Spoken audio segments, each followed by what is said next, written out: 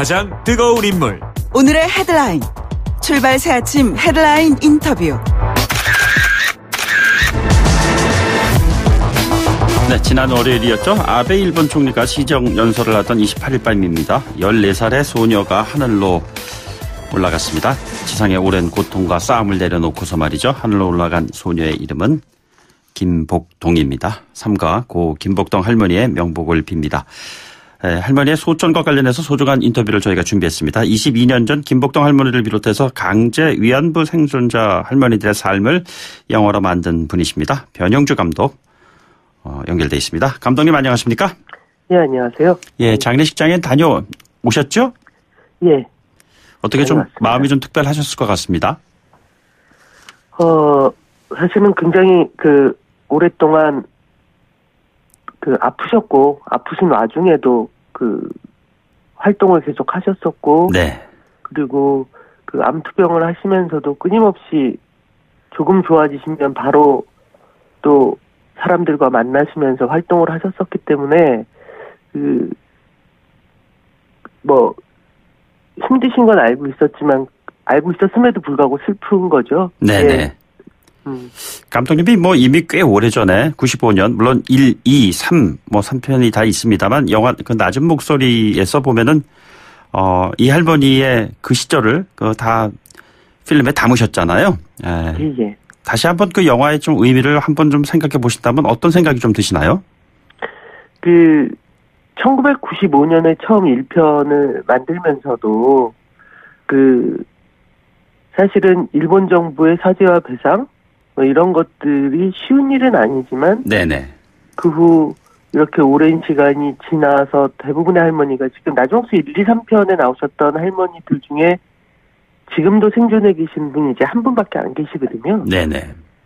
그게 너무 안타깝고 모든 할머니들의 유언이 되게 비슷하세요. 예. 죽어서도 자기는 요구할 것을 요구할 것이고 일본 정부의 사죄와 배상을 원한다고 말씀을 하시기 때문에 그런 것들이 너무나 안타깝죠. 이제 네. 30분도 안 남으셨거든요. 그렇죠. 이제 남으신 분들은. 예, 23분이세요. 예.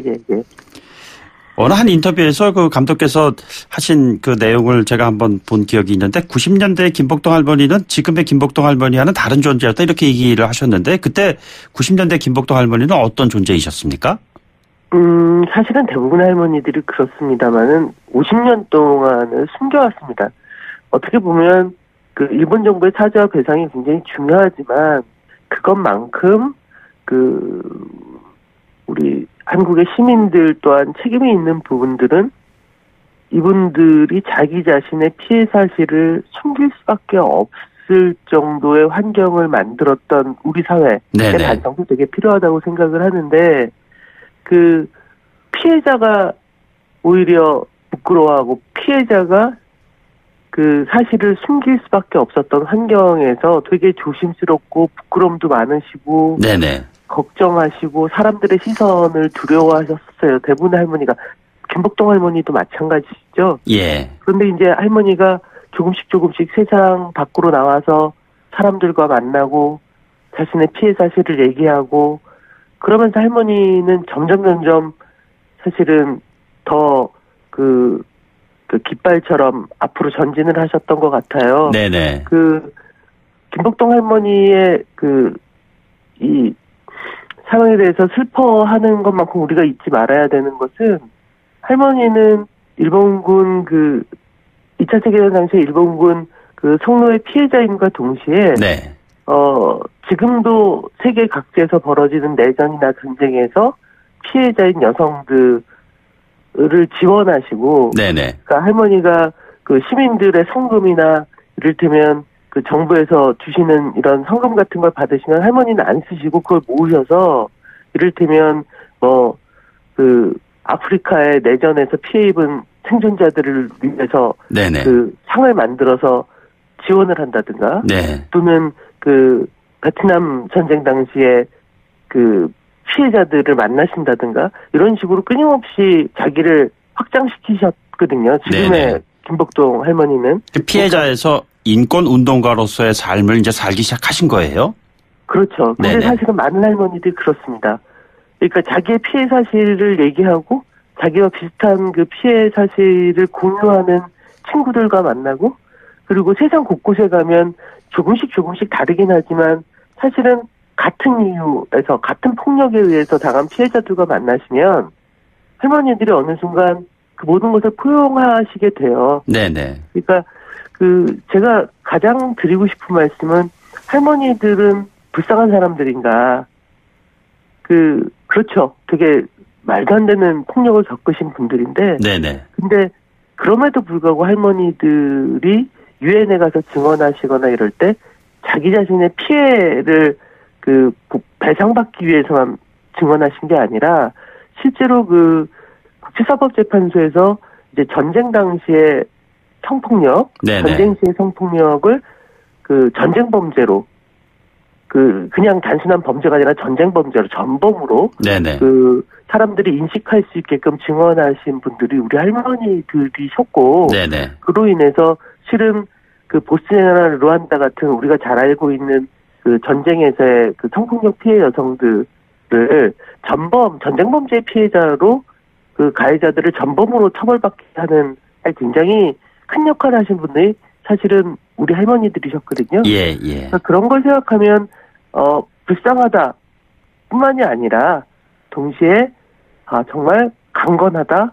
그리고 세상의 모든 피해자들과 손을 잡을 정도로 훌륭하시다라는 것 또한 잊지 말아야 된다고 생각합니다. 예. 바로 그 개인의 불쌍함을 뛰어넘는 그 힘이 동일본 대지진제 보면은 김복동 할머니께서 가장 먼저 도움도 제안하고 가장 먼저 온종의 손길도 보내시고 이랬잖아요. 이게 그렇죠. 결국엔 가해자의 영역까지도 피해자가 오히려 온종의 손길을 지금 뻗치는 거 아니겠습니까? 그렇죠. 할머니가 언제나 하신 말씀은 사실은 개인적으로는 그러세요. 옆에서 누가 일본 말만 해도 흠칫흠칫 놀라신대요. 네네. 그런데도 불구하고 끊임없이 자기의 어떤 잊혀지지 않는 공포감을 누르시고 일본의 시민들은 가해자가 아니다. 그들은 우리와 손을 잡고 평화를 위해서 함께 가야 될 사람이고 네네. 그들과 함께 손을 잡아서 이를테면 다시는 전쟁이 없도록 해야 된다라는 것을 잊지 않으시기 때문에 동일본 대지진 때도 그 피해를 당한 시민들에게 누구보다 먼저 성금을 보내셨죠. 예. 네. 이게 지금 보면은 감독님의 영화 그냥 제목으로 제가 묻겠습니다. 아시아에서 여성으로 산다는 것은 무엇입니까? 사실은 아시아는 20세기의 제국주의의 침탈을 받고 그리고 사실은 식민지의 시절을 겪고 또 스스로의 힘이라기보다는 강대국의 힘의 논리에서 독립이 되기도 했습니다. 네네. 그러면서 그런 파국의 역사 속에서 여성들은 이를테면 강탈의 수단이 되었고 또 많은 여성들이 전쟁 당시에 폭력의 피해 당사자가 되었죠. 네. 근데 제가 아시아에서 여성으로 산다는 것이라는 말을 꺼냈던 건 그런 공통의 경험들이 결국 아시아 여성들이 바로 지금 자신의 인권을 돌아보고 함께 손을 잡는 순간 세계에서 가장 중요한 평화운동의 시작이 될 수도 있다라는 생각 때문이었어요. 네네. 그리고 그 삶을 사실은 가장 현실 안에서 보여주신 분이 인권운동가 김복동 할머니라고 생각합니다. 예. 23분의 생존자가 이제 남으셨는데요. 우리가 네. 이분들을 위해서 해야 할 가장 중요한 일이 있다면 어떤 거라고 생각하시는지요? 한국 사회에서 벌어졌던 많은 비극적인 사건의 피해자들에 대해 우리가 해야 될 가장 첫 번째 일은 공통적으로 하나라고 생각합니다. 네. 기억하고 잊지 않는 것을 귀찮아하지 않는 거라고 생각해요. 예. 우리는 때때로 아이고 그걸 아직도 기억해? 아이고 그거 다 알고 있는 얘기야. 언제까지 그 얘기 할 거야? 라며 스스로를 매몰찬 인간으로 만들어 버리지 않으려고 애쓰는 것. 네네. 그것이 전 제일 중요한 일인 것 같아요. 예. 예. 그래서 정의 기억 연대 이런 저희가 이제 단체와 또 활동 이렇게 하고 있지 않습니까? 네네. 자, 이 시점에서 감독께서 남아있는 생존 할머니들을 위해서 앞으로도 작업을 하실 건가요? 아니 제가 지금 다큐멘터리를 하고 있지는 않지만 네네. 계속 할머니들의 활동을 지지하고 네. 지원하려고 애쓰고 있습니다. 예. 그리고 많은 분들이 그러시고 있고 가장 놀라운 건 지금도 매주 수요일이면 일본 대사관 앞에서 12시에 그 시위를 하세요. 그렇죠. 예. 예, 그런데 지금 보면 젊은 친구들, 그러니까 이때 10대, 20대 친구들이 되게 많이 오거든요. 네네. 그러니까 이런 것들이 저는 한국 사회의 건강한 힘일 예. 수 있다고 생각합니다. 네. 알겠습니다. 오늘 말씀 여기까지 듣겠습니다. 고맙습니다. 예, 감사합니다. 네, 지금까지 변영주 감독이었습니다.